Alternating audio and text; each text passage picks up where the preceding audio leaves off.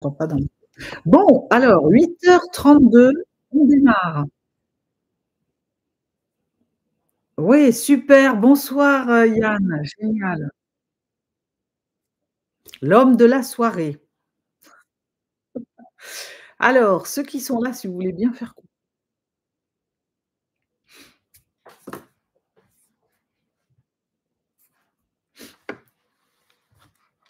bon, on est 6, c'est bien ça, c'est une petite soirée calme, hein, on va être en intimité ce soir, je le sens. Bon, ça tombe bien parce que le thème, c'est le couple. Donc, le couple en intimité, ça va bien ensemble. Donc, ouais, cool, cool, cool. J'attends un tout petit peu que ça dise bonjour. À 35, je démarre. On a 2 minutes et je démarre.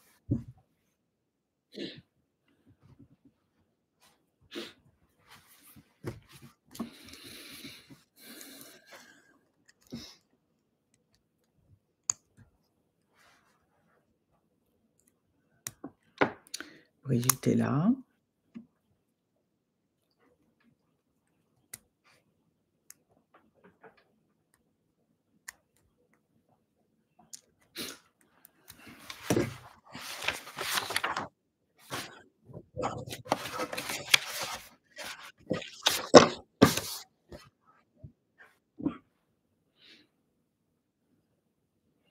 Bon, Anne, es-tu là?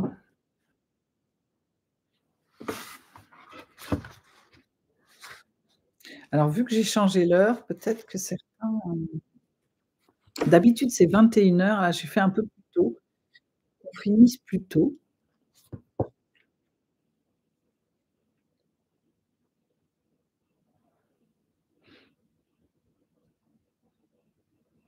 Bon, on va démarrer. De toute façon, ceux qui n'ont pas pu se libérer regarderont le replay. Donc voilà, donc on est en intimité ce soir. On va parler du couple, croissance mutuelle. Alors pourquoi j'ai eu envie de parler du couple déjà?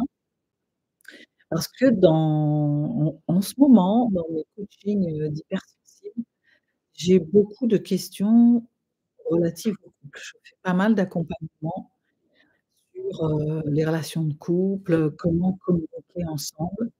Ça arrive en la communication, c'est le fléau premier, en tout cas, le fléau, on n'arrive pas à communiquer. Après, on verra ensemble que c'est un levier puissant pour se rejoindre et pour se retrouver. Donc en ce moment, j'ai beaucoup ça, communication, la savoir un peu aussi ce qu'on veut, qu'est-ce qu'on veut faire de son couple et puis après, il y a toutes les questions de dépendance, hem, de quelle est ma relation en fait? Quelle est ma place? Est-ce que j'arrive à être? Est-ce que je m'efface dans l'autre? Est-ce que je fusionne? Est-ce que voilà, donc ça m'a donné, l'idée de faire un live sur le sujet pour pouvoir vous apporter des éclairages. Voilà, donc voilà le thème de la soirée. Donc on va voir ça en plusieurs parties comme d'habitude. D'abord on va, heu, faire une petite intro sur, pourquoi l'amour en quoi l'amour est important. Pourquoi on a c'est l'amour et l'argent sont les 2 thèmes les plus récurrents dans le monde de coaching déjà et dans, les problèmes que les personnes ont envie de régler. Alors pourquoi l'amour? On verra ça, on verra tous les bienfaits de l'amour quand il est porteur. Vous allez voir que, bien sûr, il y a des effets psychologiques, émotionnels, mais aussi au niveau santé.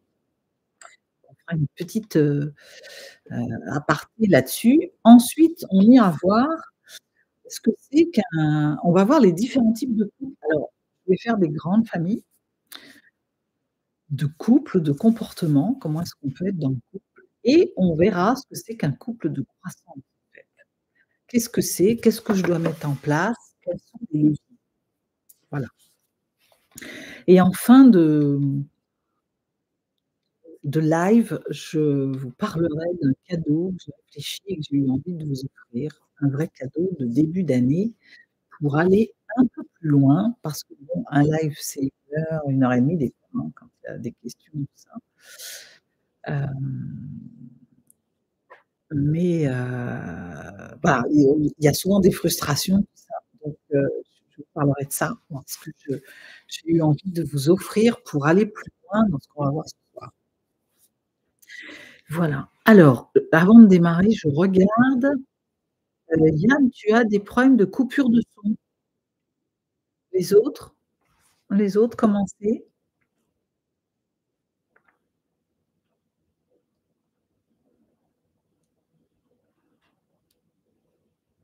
Toi, tu as un petit souci de réseau, Yann?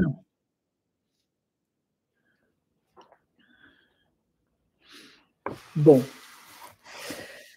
bah, tu nous dis, hein, si jamais tu perds trop de choses, tu nous dis. Alors le couple, j'avais envie de commencer, bon, moi j'aime bien rire, hein, j'avais envie de commencer par une citation de Coluche, moi, qui m'a toujours fait rire et qui disait dans un de ses sketchs, il avait repris une phrase de Tristan Bernard, un peu paraphrasée façon sketch et il disait: «Un couple, c'est avoir à 2 des problèmes qu'on n'aurait jamais eu tout seul». Donc ça, c'est une vision du couple. C'est-à-dire que c'est quand le couple peut être un fardeau, qu'effectivement, des fois, ben, vaut mieux être seul que mal accompagné. Et puis, il y a le couple porteur, vecteur de croissance, celui dont on va parler ce soir et celui-là, il est facteur de développement, d'épanouissement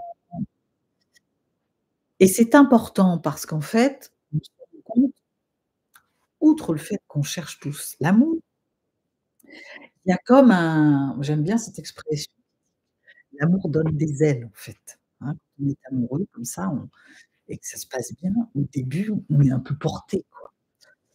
Puis, bah, l'idée, c'est que ce truc du début où on a l'impression d'être à 10 centimètres du sol, bah, ça continue et ça puisse, vraiment, faire quelque chose qui porte et qui soit, qui soit pérenne et dans le temps qui se renforce. Et que bon, de temps en temps, on touche terre quand même, hein, on va voir. C'est pas un long fleuve tranquille, heu et puis c'est quelque chose qui s'active, qui s'entretient. C'est comme un feu, en fait, hein. C'est des bûches, dans la cheminée, à un moment donné, il faut réalimenter pour que le feu reste, je vois des cœurs passer. C'est l'amour. Bon voilà, alors l'amour donne des ailes, ça c'est sûr. Au niveau, vibratoire, on sait que ça élève, enfin, on est en haute vibration quand on est dans l'amour, puissant, donc en haute vibration énergétique. Ça ça a plusieurs vertus. Bah, déjà, on est aligné, on est bien et puis on attire évidemment, si je suis en haute vibration, bah, j'attire aussi le meilleur, hein. Quand on est, dans l'amour, on voit d'abord on a un regard, qui est focusé sur ce qui va bien, donc tout est beau, on s'émerveille de choses, voilà, qui font dire aux autres des fois qu'on a l'air un peu donc il y a psychiquement, il y a quelque chose qui est émotionnellement, quelque chose qui est porteur et puis je suis allée voir un peu les impacts sur la santé. J'ai trouvé que c'était intéressant qu'au niveau des neurotransmetteurs qui permettent le bon fonctionnement du corps, on va voir que c'est intéressant. On a, quand on est amoureux, l'amour va bien, la dopamine, hein, c'est la dopamine, c'est on dit que c'est l'hormone du bonheur. Ça inonde le cerveau. On est vraiment tout en bonheur, tout en désir. On a la sérotonine, c'est celle qui libère les tensions et qui est plutôt génératrice de calme. Donc quand on est, dans l'amour et bien, on est vraiment dans cette, c'est bon pour la santé, quoi. C'est quand on a des tensions, par exemple, quand on rentre du boulot, on a eu un problème, tout ça, c'est toujours très régénérateur de rentrer et d'avoir quelqu'un qui est là, avec qui on va pouvoir échanger, se déposer et il y a comme quelque chose qui se calme, en fait. Au niveau des endorphines, les endorphines sont des antidouleurs naturelles, et bien ça y va aussi à fond et ça fait que ça offre du réconfort physique. Et puis, et je parlerai de la tout à l'heure aussi, l'ocytocine, donc c'est plein de termes, hein, mais si vous voulez aller, en curiosité, regarder un peu, sur internet tous ces neurotransmetteurs, vous verrez un peu leurs effets. Au niveau de l'ocytocine, c'est l'hormone de l'attachement, ça influence notre capacité d'aimer. C'est-à-dire plus on aime, mieux on aime, je dirais même plutôt. Mieux on aime, mieux on aime. Je sais pas le dire autrement. C'est comme un espèce de cercle vertueux qui fait que, on commence à aimer pour un peu que l'amour soit porteur. On aime de plus en plus inconditionnellement. On a plus tendance à s'engager et à prendre confiance. Voilà. Et j'avais envie de vous parler pour terminer avec ce chapitre un peu médicalo, c'est de terminer avec une étude qui a été faite et qui disent que ça, c'est plutôt l'inverse, que les célibataires ont 3 fois plus de risques de développer des troubles cognitifs. On parle de troubles de mémoire, perte de mémoire et difficultés de communication. Alors on explique ça par le fait que, bah, quand on est tout seul, on a tendance à se oublier, on parle, à soi-même, on mange tout seul. Alors outre les effets un peu,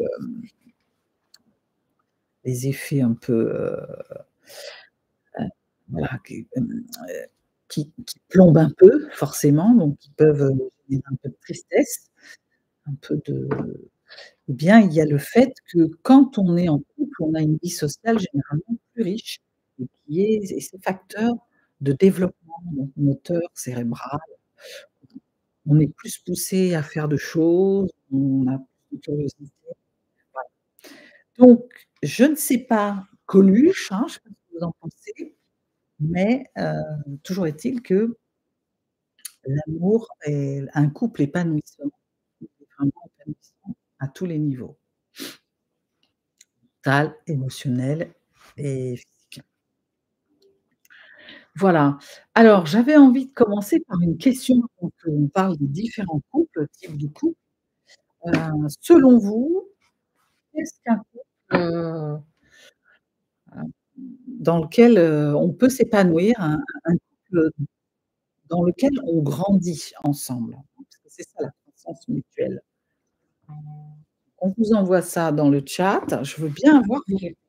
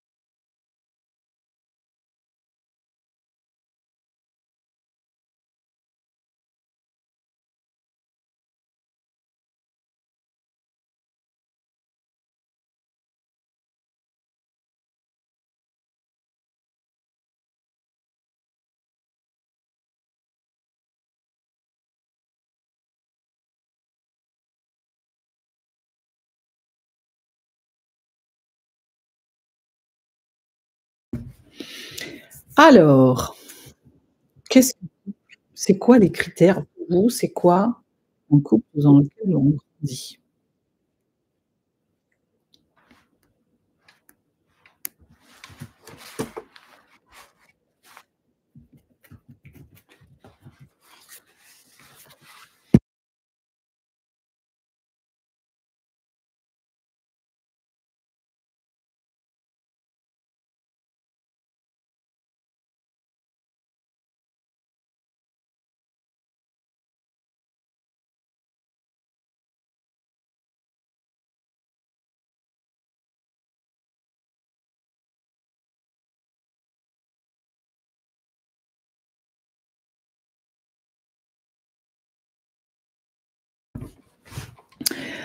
Alors, avançons.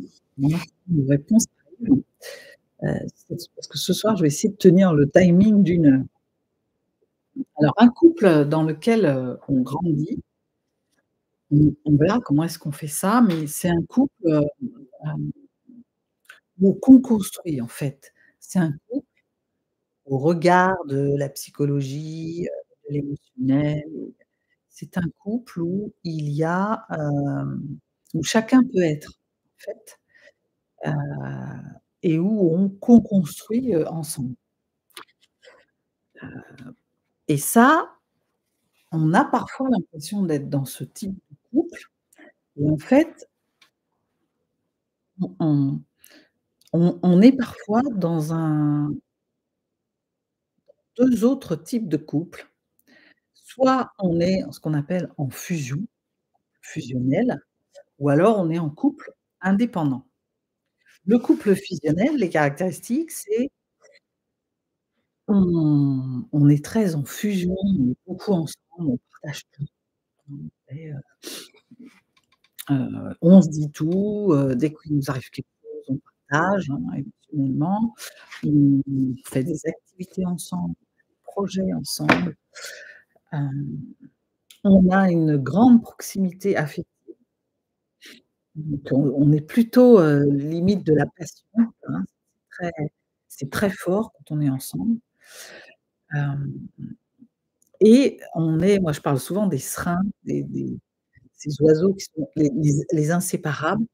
Heu, on ne voit pas l'un sans l'autre. Vous avez dû avoir ça, ou peut-être vous avez eu des relations comme ça. Moi j'ai été comme ça, par le passé déjà. On a tout le temps envie d'être avec l'autre en fait et on ne se voit finalement, qu'à travers l'autre. Alors, les avantages, de ce couple, c'est qu'on se sent très épaulé, on a l'impression de plus être seul et vraiment ça y est, on a trouvé son âme sœur. On on a un sens à l'existence et on a vraiment il y a ce espèce de sentiment d'unité, de ne faire qu'un et d'intimité profonde. Il y a généralement beaucoup de soutien dans ces couples-là. C'est, on est ensemble, pour le meilleur et pour le pire. Dès qu'il y a quelque chose qui se passe, l'autre est là en soutien. C'est vraiment, on ne fait, j'aime bien cette expression, qu'un seul homme, quoi. C'est presque comme des jumeaux accrochés et il y a comme une cohésion. Alors ça, c'est intéressant. Bon, bah, quand on se rencontre, parce que si on commence à être dans l'indépendance quand on se rencontre, il y a anguille sous la roche, comme dirait l'autre, parce que, généralement quand on se rencontre, on a plutôt envie d'être ensemble. Donc on peut être dans cette fusion, elle est presque naturelle au début et puis elle peut revenir quand on est, en crise en fait, face aux soucis. Après, la limite de ça, quand c'est en permanence, c'est que peut arriver, selon le caractère qu'on a, le tempérament qu'on a, une sensation d'étouffement. C'est-à-dire que, l'autre est là en permanence. Quand au début, c'est bien et puis dans le temps, au fur et à mesure qu'on se développe, il y a peut-être un moment où on a envie de commencer à faire des choses de son côté et c'est là où l'autre, dans les couples fusionnels, ça commence à coincer, ça commence à grincer. Donc il y a moins d'espace pour l'individu. Le couple, c'est le couple. D'ailleurs, on ne voit jamais l'un sans l'autre, comme je vous disais au début, quand on invite l'un, on voit l'autre. Quand il y a une décision à prendre, je pose la question à Pierre, que dit Marie? Hein, et ça se conserve, même quand ça concerne que Pierre individuellement, voilà. Juste, il ne choisit pas ses fringues ensemble et tout, voilà. Donc c'est au bout d'un moment, on peut avoir comme une sensation d'étouffement conscient ou inconsciente. C'est-à-dire que quand vous interrogez des couples fusionnels, ils vont vous dire: «Non, non, tout va bien, super». Or, il y a parfois une érosion inconsciente qui vient, progressivement éroder heu, cette notion de liberté et ça va ressortir quand il y a une crise. D'un coup, il se passe quelque chose et là, ça peut ressortir. Et généralement, ça donne des réactions où on est, peut envoyer tout balader d'un coup. Ça fait des crises fortes, aiguës. Ou alors, à l'inverse, on va étouffer la crise pour ne pas perdre l'autre et en fait, ça fait que qu'envenimer les problèmes. L'autre effet de bord, c'est qu'il y a au regard, d'un point de vue psychologique, ce qu'on appelle une dépendance affective, qui fait qu'on n'arrive pas à s'épanouir, sans l'autre, en fait et la singularité, l'unicité de qui on est, se fond dans qui est l'autre. Avec tous les effets que ça peut produire, hein, c'est que je n'existe plus qu'à travers l'autre, donc je me perds, en fait. Donc j'ai envie de dire tant qu'on est ensemble, bon, pourquoi pas, mais le jour où tout d'un coup, il faut se séparer, où il y a quelque chose à faire tout seul, c'est là où ça devient compliqué. Et puis, bah, dans les conflits, hein, comme c'est compliqué aussi parce que j'ai jamais appris, à faire seule. Je n'aime pas généralement, il y a une fuite des conflits et je ne sais pas faire. Donc ça, c'est le couple fusionnel et vous pouvez aisément deviner que celui-là ne permet pas de grandir, en fait. Ni l'un ni l'autre ne grandissent, si ce n'est ensemble, mais au sens, heu, jamais l'un sans l'autre, en fait. Donc toujours avec l'autre. Heu et dans une espèce de gémellité qui fait, on dit le couple. Voilà. Pas Pierre et Marie, c'est le couple. Alors l'opposé de ça, c'est le couple, super indépendant, en parallèle, on appelle ça.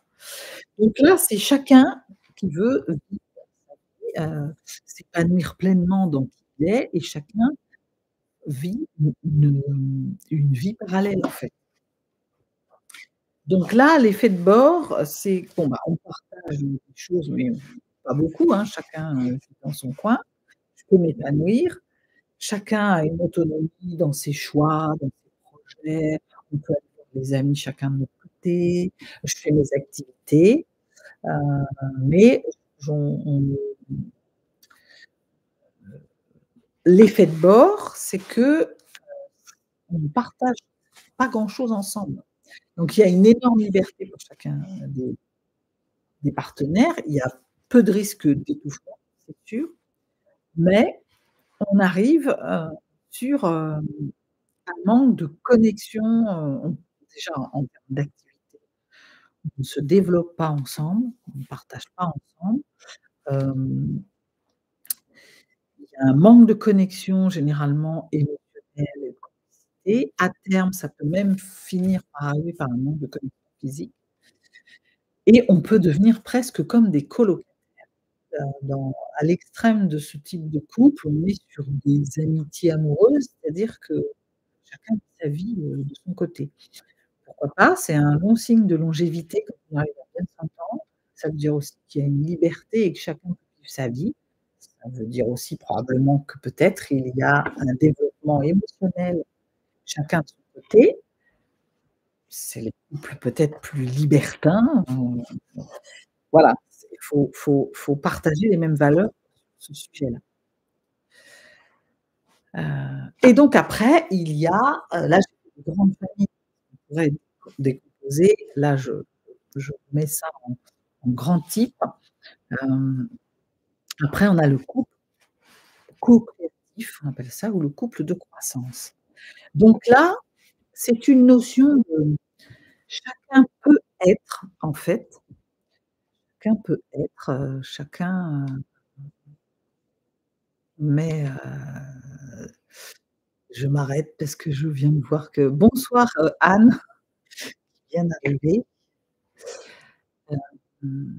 Chacun peut être, chacun est dans son entièreté, voilà, on constitue le couple. Il y a le couple, mais qui est constitué de 2 entités, donc autonomes, mais interdépendantes, c'est-à-dire ayant des interactions et étant par moments, c'est comme un groupe, on fait des choses ensemble. Donc On s'investit activement dans la relation parce qu'on a des moments, on co-construit ensemble et chacun à côté a aussi ses moments de, d'épanouissement, propre. Donc c'est plus on parle de co-construction et de co-créativité.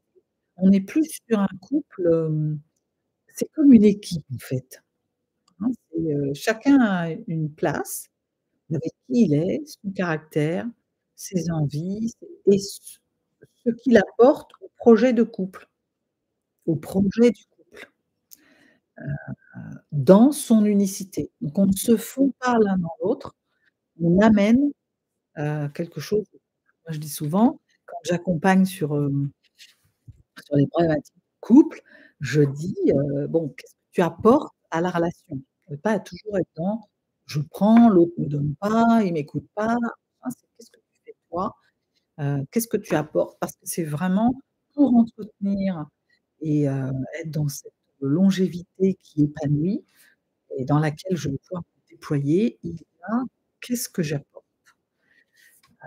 Dans le couple. Pour apporter, il faut être soi et c'est pour ça qu'on dit aussi souvent avant d'aimer l'autre, il faut d'abord s'aimer soi. Parce que si je m'aime pas assez, ben, je vais croire que j'ai rien à donner et donc soit je vais pas y aller, donc je vais rester single, hein, célibataire dans mon coin, ou je vais tourner en boucle dans des schémas répétitifs de relations, qui sont déséquilibrés parce que, eh bien, comme j'ai pas une estime de moi, hyper importante, je vais accepter, n'importe quel deal pour pas être seule. Ou alors je vais, trop demander à la relation.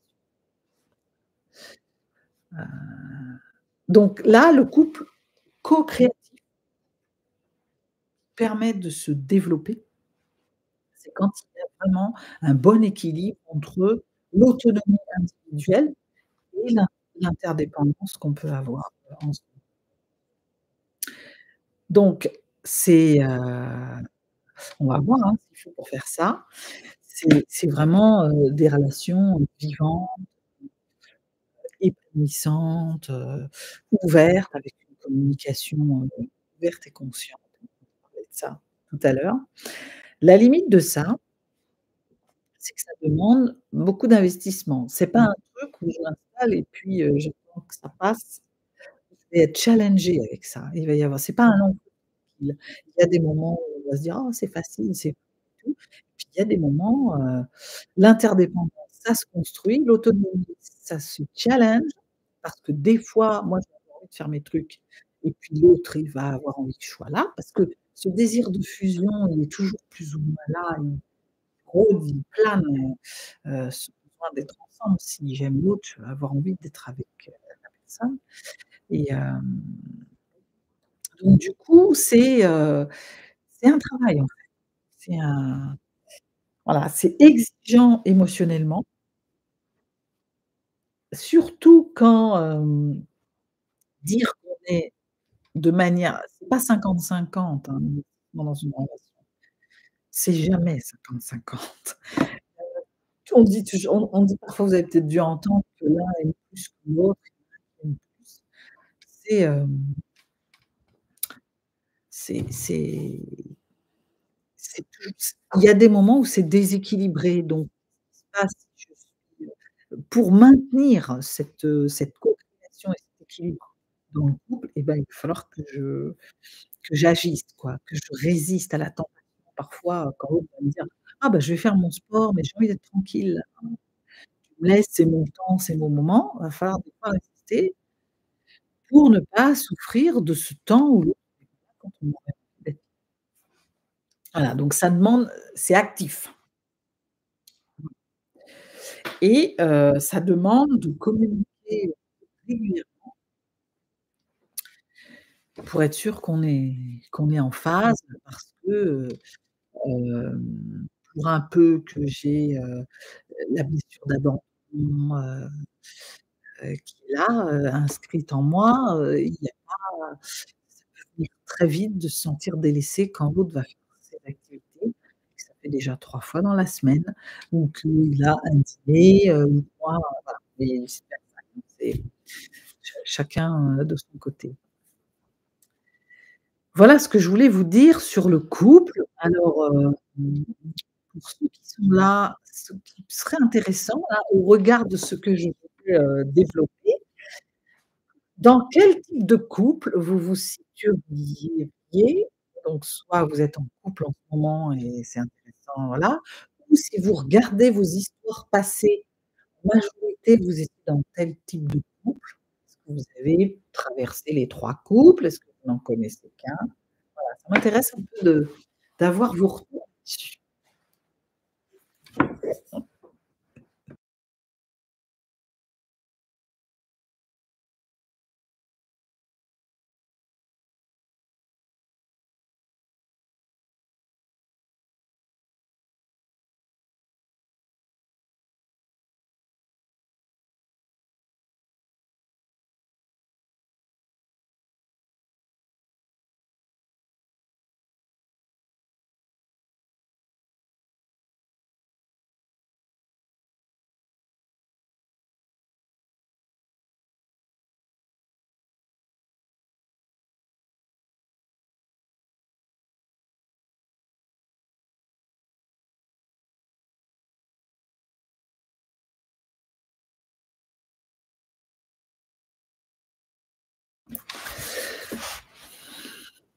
Le passé, dépendance et fusion.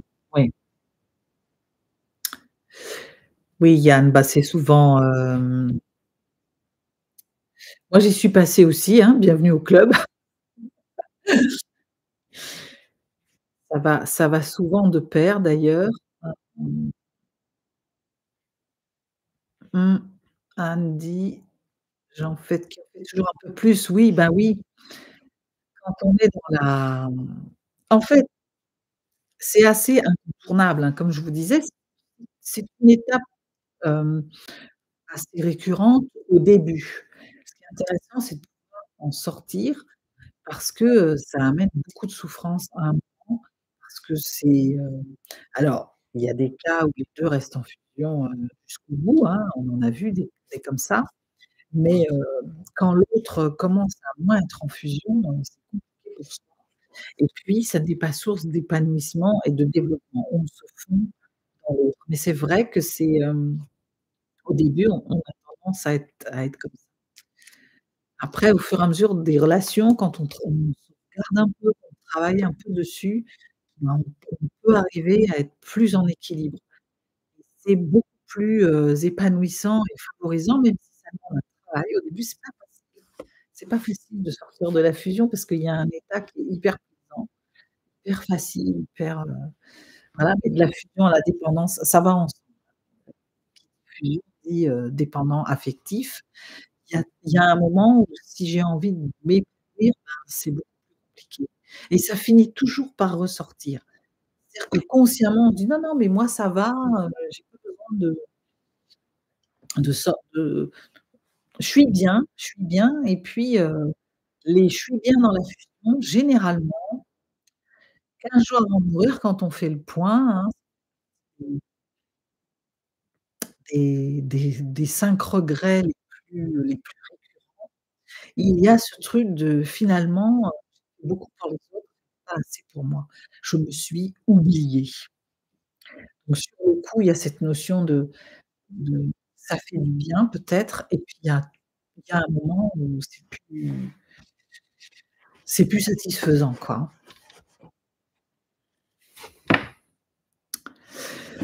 Alors, quels sont les piliers d'un couple de croissance? C'est ça qui est intéressant. Comment je peux passer de la fusion à un peu plus d'équilibre? Qu'est-ce que je vais devoir mettre en place?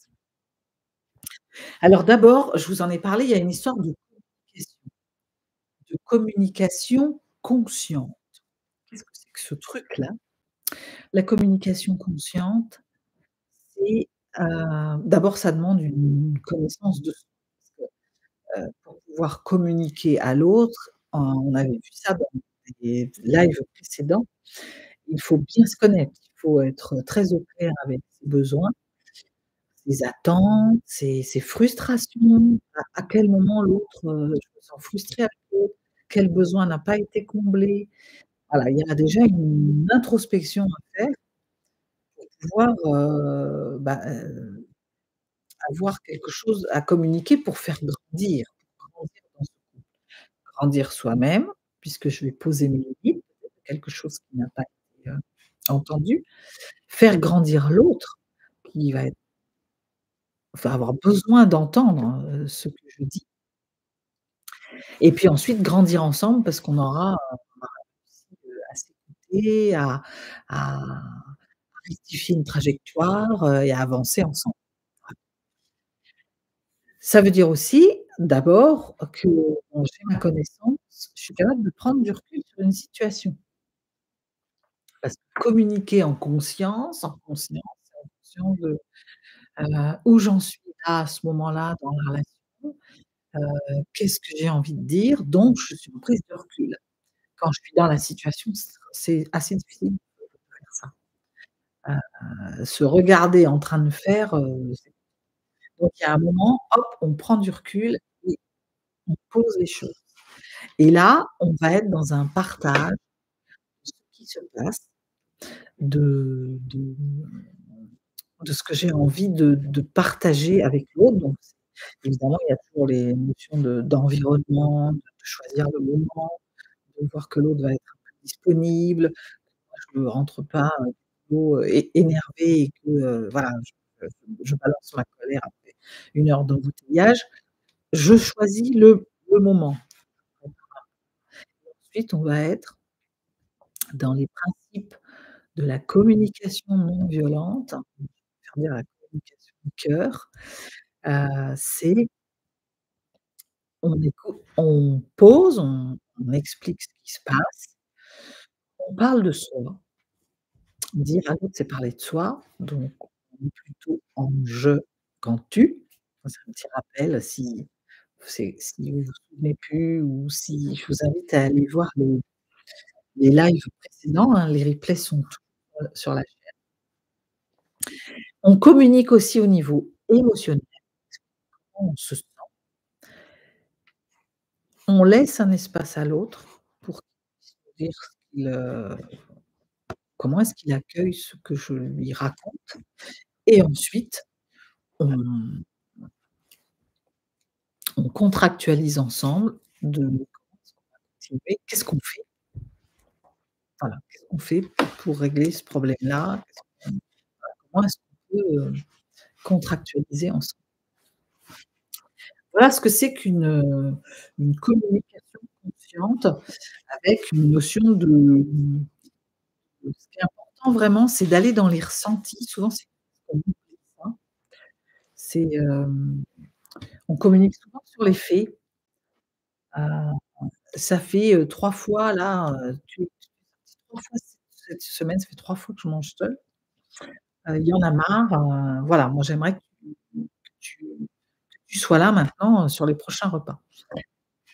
C'est c'est plus intéressant déjà de parler de soi et puis d'expliquer ce que ça fait. En quoi c'est important pour nous d'aller, de pouvoir, dîner ensemble, quoi et quel est l'intérêt de partager au niveau des ressentis émotionnels?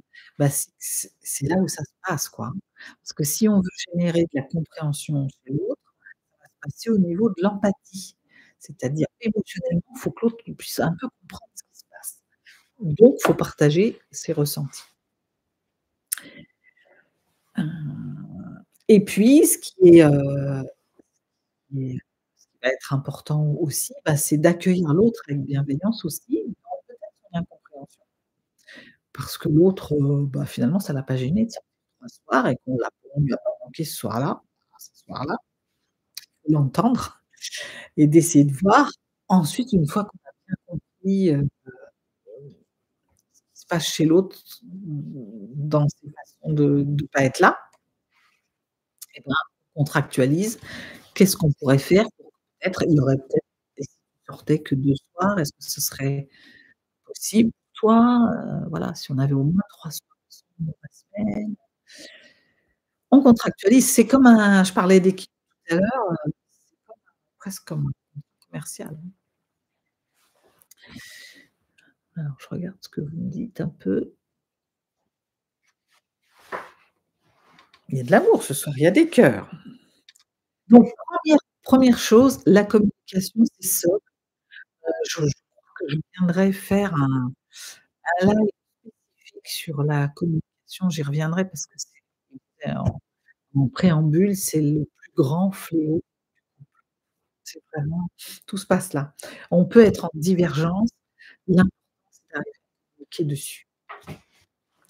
L'autre chose quand même, si tu sors tous les soirs et que je te vois jamais, peut-être que, on va venir frôler, à ma à mon besoin de partage, par exemple. Le partage, c'est une valeur forte pour moi.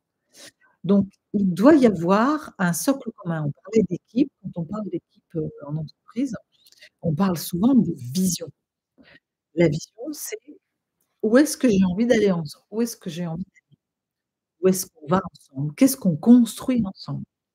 Donc c'est valable pour, une équipe en entreprise, c'est valable pour des amitiés, c'est valable pour une famille. Qu'est-ce qu'on fait ensemble? Et a fortiori, c'est valable pour un couple.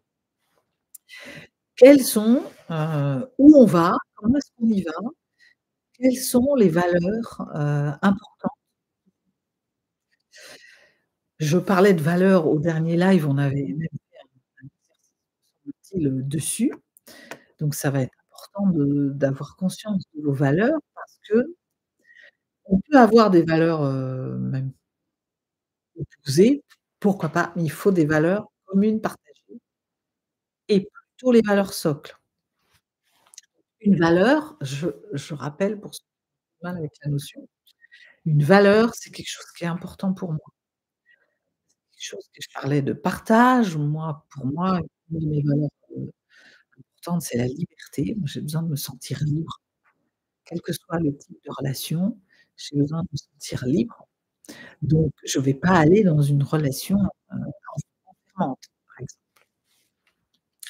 Ce soir, je fais un live, je ne suis pas à la maison et je suis bien, je suis détendue et je suis pas là en train de me dire: «Vite, je rentre, l'heure». La liberté, c'est socle. Donc regardez ce qui est important pour vous et les socles, je crois qu'on avait fait une petite bataille de valeurs la dernière fois. Ce qui est socle, c'est en fait les valeurs socles, les valeurs, on en a facile 10-15, hein. 10-15, notions importantes pour soi. La liberté, le partage, la justice, l'intimité, la générosité, il y en a plein. Et dans ces 10, il y a des valeurs socles, généralement on en a les valeurs socles, c'est celles qui sont indérogeables. Au fur et à mesure de sa vie, de ce qu'on vit comme expérience, des endroits où on se trouve, des interactions qu'on a avec les autres, on peut lâcher sur certaines valeurs. Dire: «Bah tiens, là, c'est pas grave finalement, bon pour cette fois, je peux lâcher». Et puis il y a des valeurs socles, celles pour lesquelles on va pas lâcher. C'est-à-dire que, si on lâche, on va pas être bien. Il faut pas lâcher trop souvent et trop longtemps, parce que là, on se perd.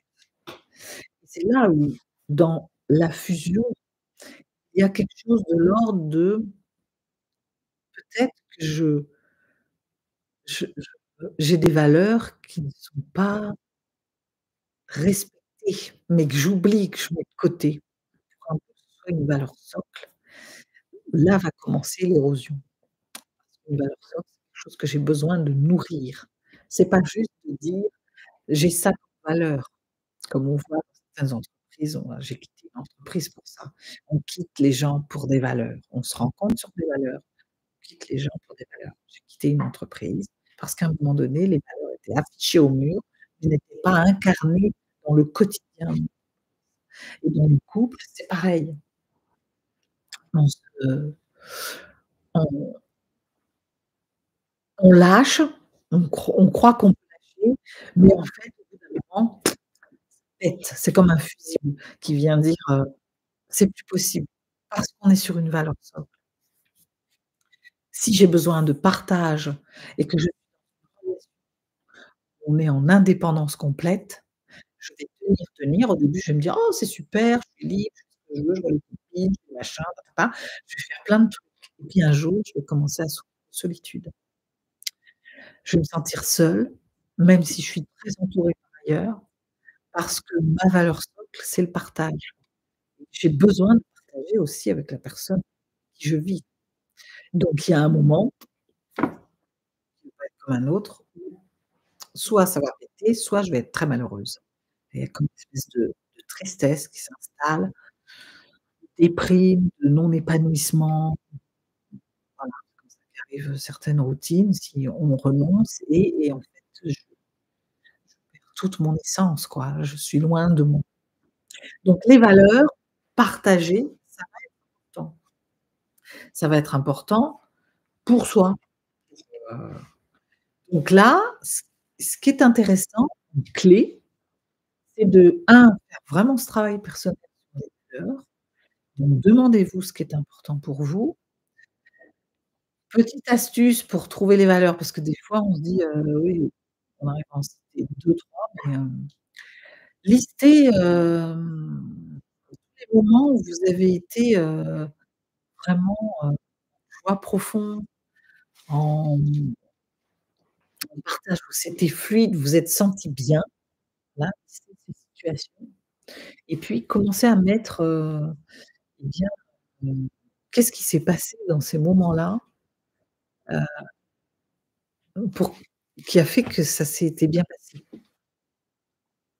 Moi, j'ai passé une soirée, super il y a 3 jours, on a joué, c'était génial et ça m'a vraiment mis quelque chose de voilà, rien que d'y repenser là et tout qui tout qui revient et qu'est-ce que j'ai aimé? Ben, c'est le on est toujours dans le partage, un truc de jeu ensemble et en détente, quoi. La notion de plaisir partagé, est importante. Donc regardez dans ce que vous avez aimé, qu'est-ce qu'il y avait et vous allez trouver des vous pouvez lister aussi ce qui vous met en colère. Moi, l'injustice me révolte, je la vois partout, je la repère très vite. Mmh. La notion d'équité et de justice est très importante chez moi. Donc regardez ce qui vous met en colère. Voilà, celui qui respect, par exemple. Moi, dès qu'il y en a un qui respecte pas le code de la route, qui respecte pas l'autre, commence à parler un peu mal, tout ça, ça m'agace. Là-dedans, vous avez des valeurs. Sur la colère, regardez ce qui vous met en colère, vous aurez des valeurs. Donc si vous êtes en couple ou si vous n'êtes pas en couple, mais vous rêvez d'être en couple, pour savoir quel type de personne vous pouvez, vous associer, vous accoquiner, listez d'abord vos valeurs. Voilà. Là-dedans, dans toutes les valeurs qui vont sortir, vos valeurs socles, si vous ne savez pas comment faire, je vous invite à regarder le dernier live qui vous donne, une méthode pour ça. Et puis ensuite, regardez les valeurs en face. Les valeurs, de votre conjoint, de votre conjointe, ou celles que vous aimeriez trouver chez l'autre.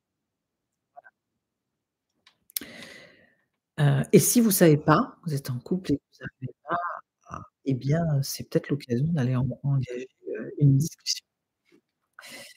Voilà, donc ça, c'est la première chose à faire et voir combien de valeurs communes vous avez. Et ensuite, deuxième chose, je vous disais, l'important, c'est d'incarner les valeurs. Donc c'est comment dans le couple vous incarnez ces valeurs-là. Faut pas juste dire, je moi j'ai besoin de liberté, tout ça.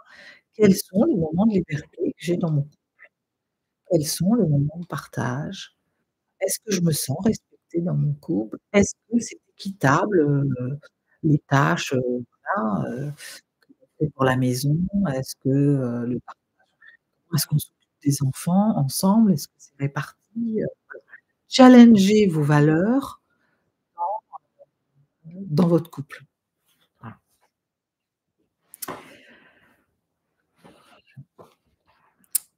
et vous pouvez faire aussi comme en entreprise. En entreprise, on fait souvent des réunions se pour, partager la vision, pour porter la vision. Là, vous pouvez faire des comme des petits rituels de conseils de couple. Vous pouvez faire, voilà, vous réservez un temps, 1 fois par quinzaine, 1 fois par mois, à la fré 1 fois par semaine, à la fréquence que vous voulez, un temps où on va échanger sur nos valeurs, sur la vision, par rapport aux derniers projets qu'on a fait ensemble, les décisions qu'on a prises pour les enfants, les vacances. Les vacances, c'est un bon défi. Heu, si on va si par exemple vous êtes avec quelqu'un qui aime bien aller toujours, au même endroit en vacances, alors que vous, vous rêvez de voyage, de liberté, et vous êtes la curiosité par exemple, c'est important pour vous. Les vacances au camping tous les ans, hem, à la Baule, c'est génial, mais au bout d'un moment, ça va faire partie des points de lassitude. Donc ces réunions de vision partagée, ça permet, ben, c'est un peu comme quand on navigue, hein, il y a un moment donné, on check et on voit si, on a dérivé ou si on est bien dans la bonne direction.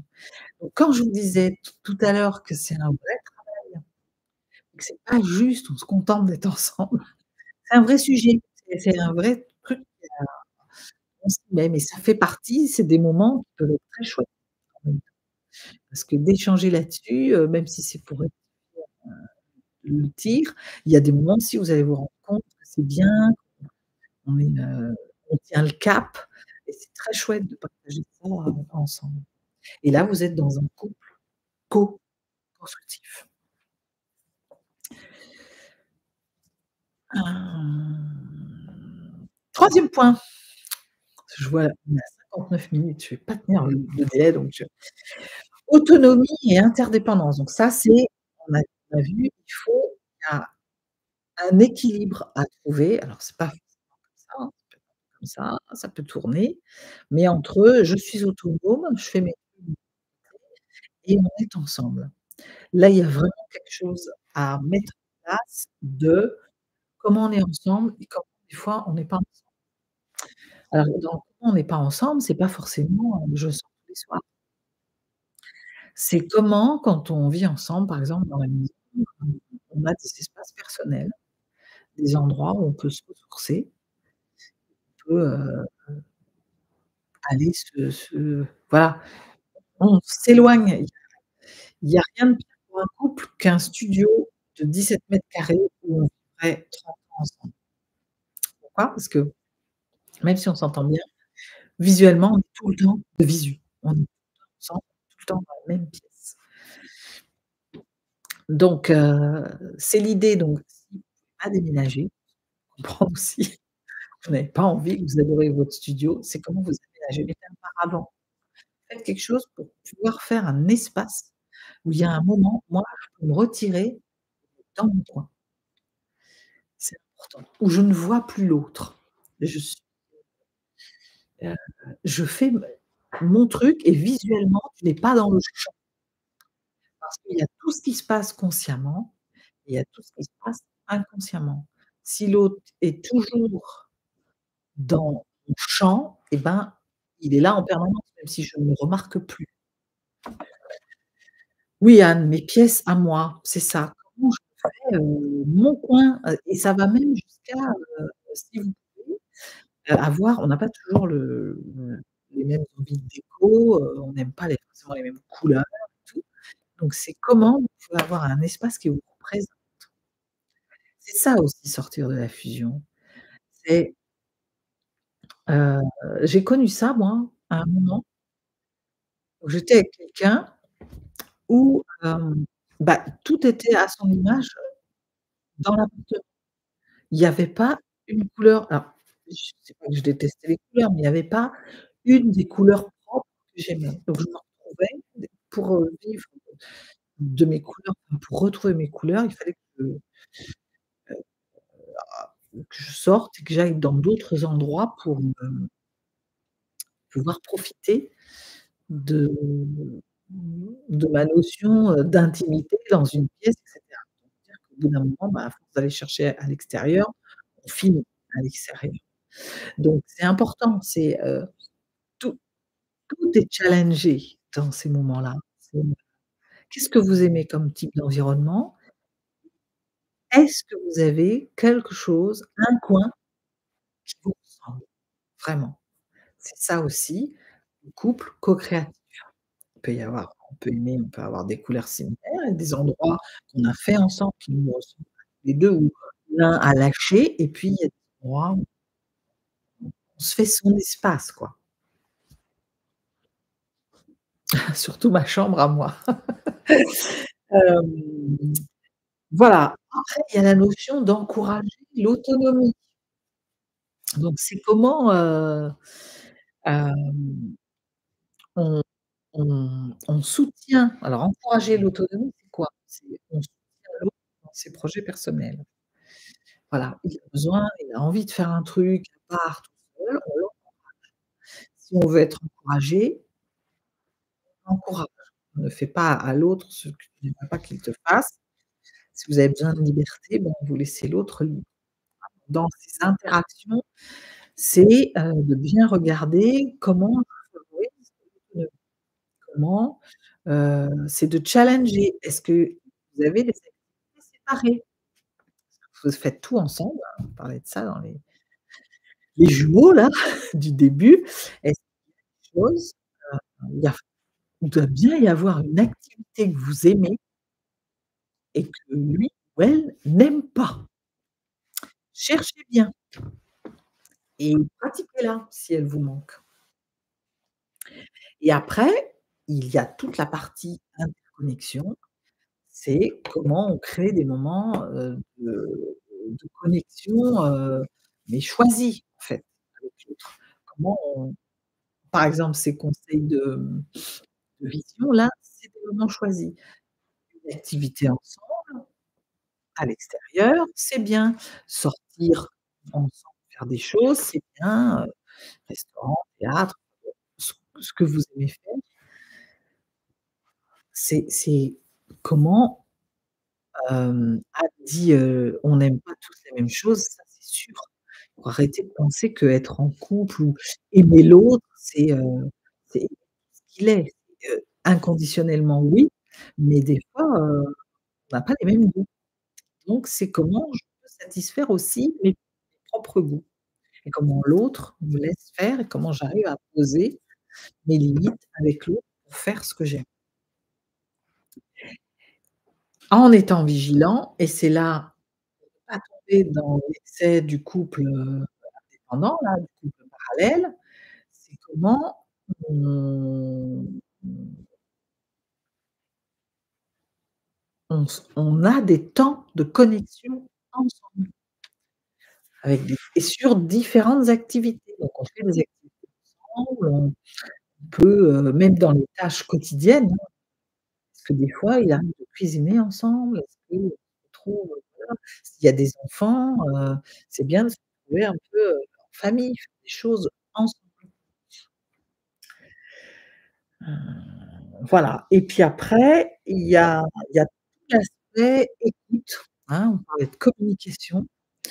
C'est aussi, comment je soutiens, hem, je soutiens l'équilibre, l'autonomie émotionnelle.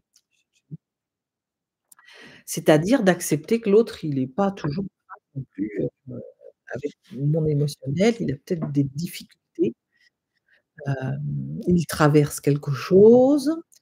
Ça, c'est l'extrême, mais ça peut être des fois, ça vient se nicher dans des petites choses, hem, l'autre, par exemple, est-ce qu'on se réjouit avec l'autre quand il a une bonne nouvelle?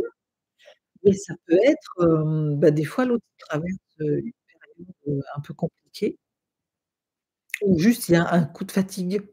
Voilà, il n'est pas disposé, à partager émotionnellement, il y a un petit coup de mou. Comment tu accueilles le petit coup de mou de l'autre? Et heu, le cran suivant, la marche suivante, c'est, comment, comment j'accueille aussi le fait que dans un couple, je disais, c'est pas linéaire, mais il y a des phases en fait, hein. Il y a des cycles, il y a des donc c'est accepter que, bah, il va y avoir des périodes où, bah, l'un aura besoin de plus d'espace ou peut-être plus de soutien, et lycée de Versailles. Des fois c'est moi, des fois c'est l'autre. Voilà. C'est pas s'attendre à ce que ce soit toujours comme ça. C'est, voilà, on on accueille ça, quoi. Alors, je vous propose un petit diagnostic. On a vu les 3 piliers de la communication consciente. Il y a vision commune, et il y a l'équilibre entre l'autonomie et l'interdépendance. Alors, je vous invite à on va faire un petit auto-diagnostic, que chacun regarde par rapport à ces 3 piliers. Sur chaque pilier, mettre une note de 1 à 5, 1 étant faible, par exemple communication consciente, ben, si je communique pas vraiment tout le temps comme j'aimerais, ben, ça peut être 2 par exemple, ou 3, ou si c'est, oui, oui, nous on est en communication, on parle, c'est assez, voilà. Dans l'ensemble, ça va bien, je mets 5. Donc d'évaluer chacun, communication consciente, vision commune, équilibre entre, autonomie et interdépendance, évaluer entre 1 faible, déséquilibré, pas et 5. Allez, je vous laisse quelques minutes pour faire ça. On fait un petit auto-diagnostic.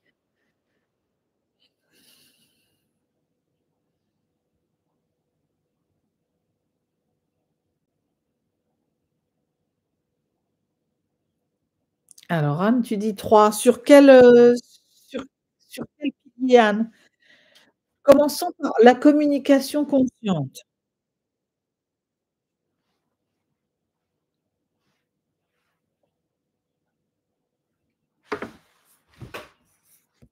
Brigitte, communication consciente.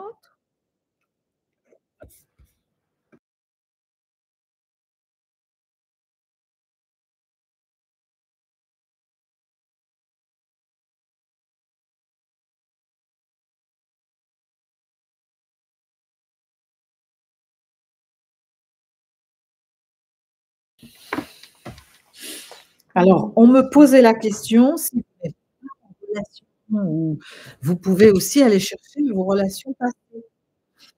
Parce que ça vous permet aussi de, ben, justement, avant d'aller rencontrer quelqu'un de nouveau, avant de vous engager ou si vous êtes en train de vous engager dans une nouvelle relation, bah, de faire un petit diagnostic. Comme ça, vous allez pouvoir voir, quels sont les axes d'amélioration.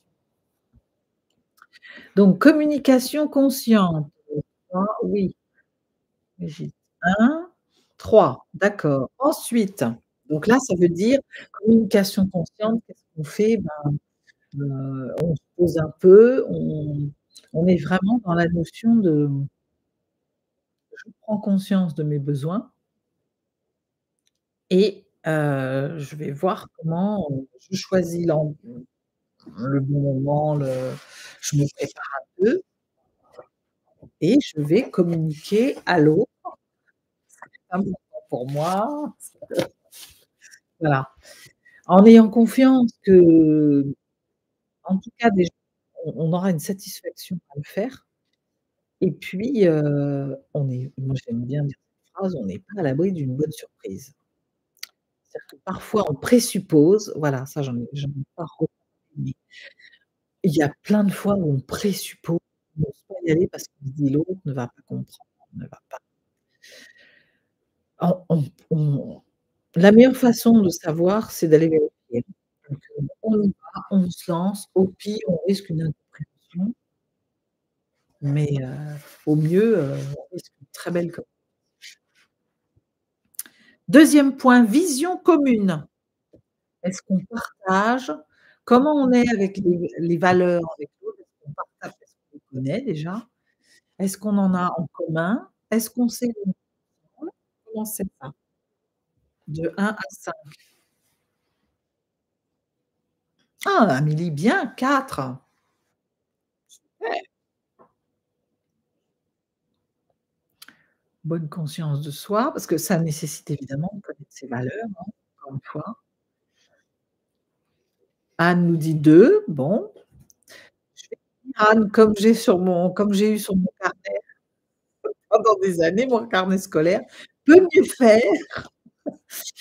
Brigitte 2, c'est pareil. Donc ça, c'est important parce que, c'est vraiment le truc qui vient nous choper, c'est très sournois le cette sorte de de valeurs et ce qui est important pour nous parce que souvent on lâche pour l'autre, puis un jour ça pète, et l'autre sait pas pourquoi, nous-mêmes, bon, on sait que c'est trop, mais et on se sépare et puis après, bah, on recommence dans une autre relation.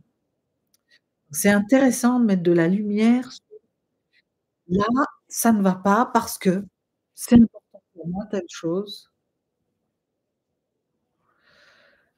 c'est important telle chose et ça ne ça c'est un besoin qui n'a pas été comblé, je vais être vigilante sur la prochaine fois. J'étais en train de lire ce que mettait, Yann en même temps. Mais Yann, tu peux prendre sur tes relations passées. Tu peux analyser, bah, est-ce que, tu étais conscient de rétrospectivement, quand tu analyses, tu es pas obligé de répondre, hein, mais c'est ce que je t'invite à faire, c'est, sur tes relations passées, qu'est-ce qui a été important? D'accord, OK. Voilà, c'est est-ce que, donc ça, c'est une piste pour toi. C'est vraiment de lister qu'est-ce qui est important pour toi? C'est quoi tes valeurs? C'est quoi, le vraiment ce que tu vas avoir besoin de partager, que tu aimerais trouver chez l'autre, qui est indérogeable ou qu'il ne faudra pas qu'il soit contraire, et cetera, et cetera. Donc je pense à bon, c'est pas un hasard si je dis ça, Yann, hein, la générosité, par exemple, te connaissant un peu quand même, ça fait partie, c'est une valeur chez toi. Donc c'est comment, voilà, est-ce que cette générosité, c'est important que tu la retrouves chez l'autre, et cetera. C'est bien de faire ce point, hein, ça je lâche pas à tout le monde, parce que, ça va vraiment être un indicateur, c'est comme un tableau de bord, de savoir, comment je me sens dans la relation. On le sait par le corps, hein, souvent, c'est quelque chose qui va pas et ensuite on peut éclairer, par cette réflexion-là. Quelle valeur a été bafouée? Ça vient expliquer aussi beaucoup l'émotionnel, hein. Une colère, par exemple, si je me mets en colère, si tout d'un coup mon émotionnel déborde, c'est souvent une valeur bafouée, une limite qu'on n'a pas respectée. Donc bien se connaître, c'est, permettre d'analyser vraiment la situation, où est-ce que j'en suis et l'étape suivante après, c'est la communication consciente. 3e point, équilibre entre autonomie et interdépendance. Comment êtes-vous? De 1 à 5. Alors vu toutes les fusions que j'ai vues tout à l'heure, je vois à peu près les réponses, mais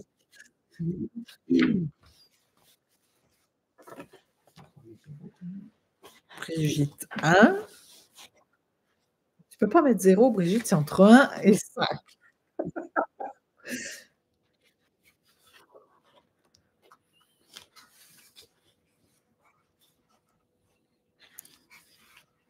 Bon ça, c'est important aussi parce que ça vient chercher le oui, on est entre, fusion, fusion, 1, 2, 1.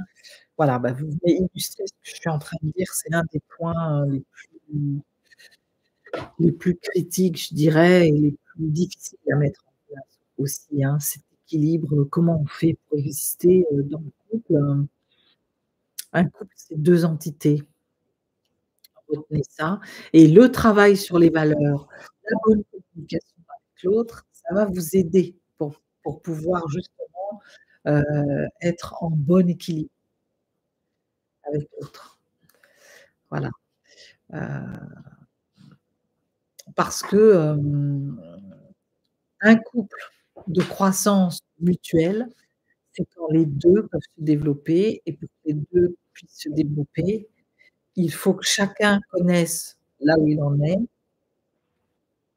qu'ils se connaissent et qu'il sache là où il a envie d'aller et là où il a envie d'aller ensemble et comment on peut s'épauler pour y aller ensemble. Les couples qui durent et qui sont épanouissants et qui sont auteurs de magnifiques réalisations sont des couples où chacun peut être, dans sa plénitude, où chacun respecte la plénitude de l'autre et où j'apporte quelque chose et où conjointement, à un moment donné, telle une on fait des projets ensemble, on se projette, quand on dit se projeter ensemble, c'est ça, hein. On se projette ensemble et pour ce faire, eh bien, on on rectifie la voilà, on se parle et on rectifie ensemble, hein. On rectifie le cap quand ça part un peu, quand tout d'un coup il y a des dérives.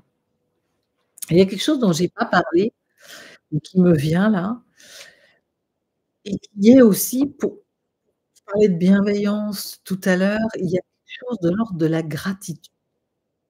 Pour pouvoir faire ça, cette histoire d'amour, inconditionnel, il y a une notion de gratitude avant tout, parce que souvent on voit, on est dans le reproche, on voit ce qu'on a pas, ce qui va pas chez l'autre et il y a quelque chose de pour accueillir l'autre et pour pouvoir construire et avoir de la de la co-construction et de la communication,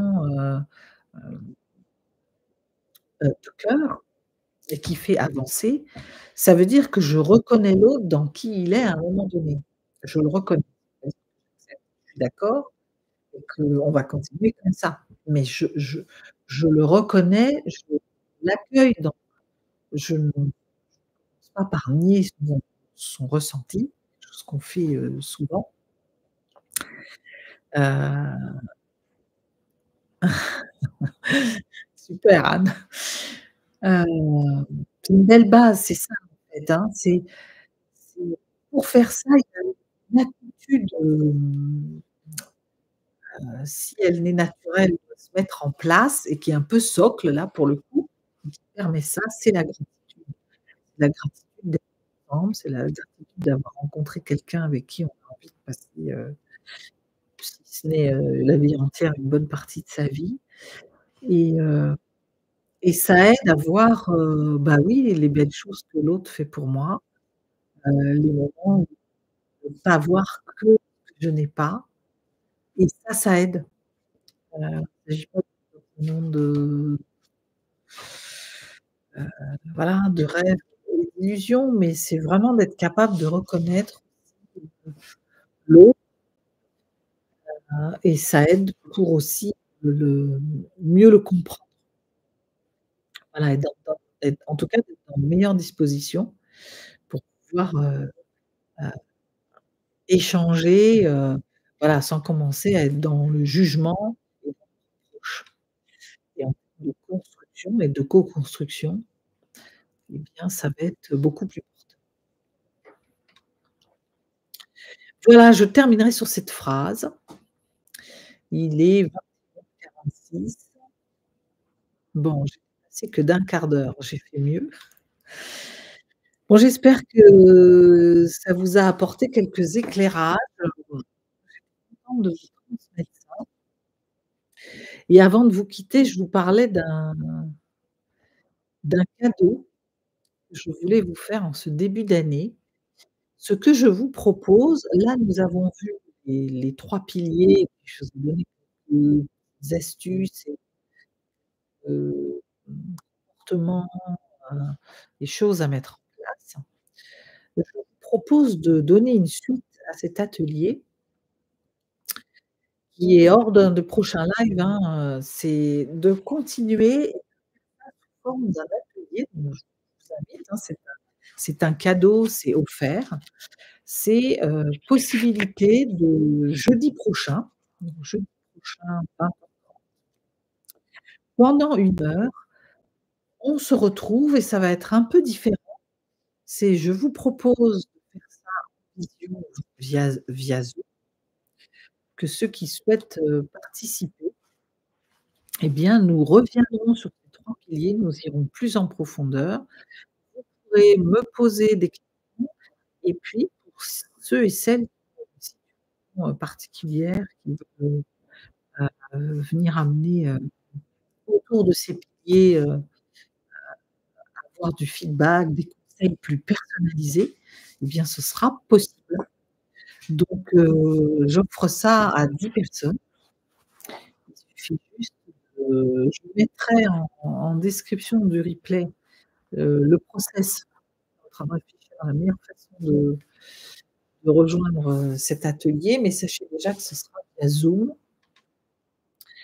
que vous pourrez y être, alors si certains veulent, juste écouter au début parce qu'ils sont pas, vous pouvez venir en caméra, masquée, voilà, puis participer via chat, mais si des personnes veulent avoir, vraiment un retour et puis que je puisse les aider comme j'avais fait la dernière fois, poser des questions, là je peux répondre et puis je peux même, il y aura peut-être même un mini coaching possible en ligne. Voilà, donc je vous mets le process dans la description quand on fera apparaître le replay. Comme ça, celles ou ceux qui veulent venir peuvent s'inscrire. Il y a donc 10 places possibles. Donc on réfléchit pas trop longtemps parce qu'il y a que 10 places et c'est dans 1 semaine. Voilà et sinon, bah, prochain live, dans 15 jours, même le jeudi, ça a l'air d'être une bonne, et puis, je sais pas encore le sujet. S'il y a quelque chose que vous avez envie de voir traiter, ben, dites-moi, en commentaire et voilà.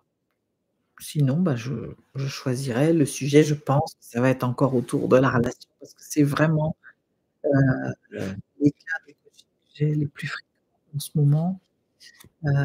C'est ce dont on parle, c'est ce sur quoi j'accompagne, en tout cas beaucoup. Voilà, je vous remercie de ce temps passé avec vous. Je vous remercie aussi d'avoir répondu, heu, avec sincérité. Je vous remercie de votre confiance. Je vous souhaite une, très belle 2e partie de soirée et je vous dis à très vite, à jeudi j'espère, hein et puis, sinon à jeudi en 15. Bye bye tout le monde.